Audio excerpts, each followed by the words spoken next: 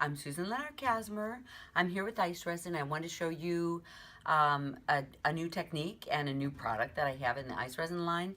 And, I talked a little bit about in one of mine on how I build relics and talisman.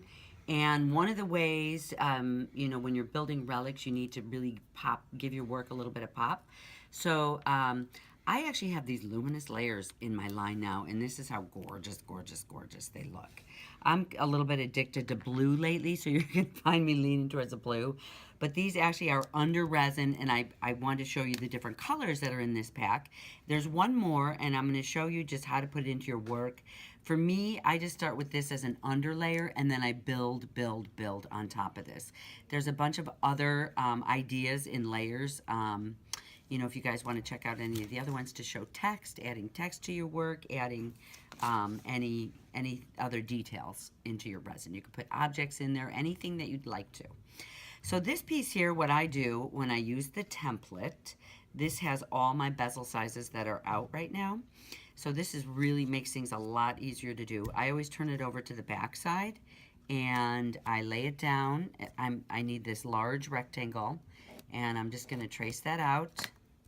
And then from the back, everything so far is symmetrical on the rectangle, so I can always work from the back. If I'm building my own piece, I have to be a little bit more careful. You can always cut out from the back if your piece is symmetrical. So there we go. Now to get this to stick with the resin, ice resin, it's a doming resin, and I always adhere anything to the bottom that I want to stay down, just because, I'm going to be pouring resin in and I don't want it to float up. So I put my piece in. This just takes like a minute to dry. This is a paper sealant.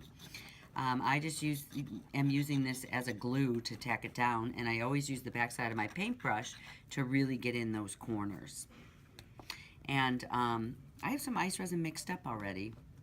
And I am just going to kind of stir this up a little bit more. This just needs a minute to dry. If you pour in when the paper sealant is still wet, it'll give you a little cloudy film. And I just love the glass surface. So I usually just wait a minute or two. And then I'm just going to go ahead and pour that in. Ooh, this one looks opalescent. And that's beautiful. That can be added to the collection. So this is the luminous layers. They're gorgeous, gorgeous, gorgeous. I'm going to show, there's another technique if you want to check it out where I'm doing casting and using these layers in the background.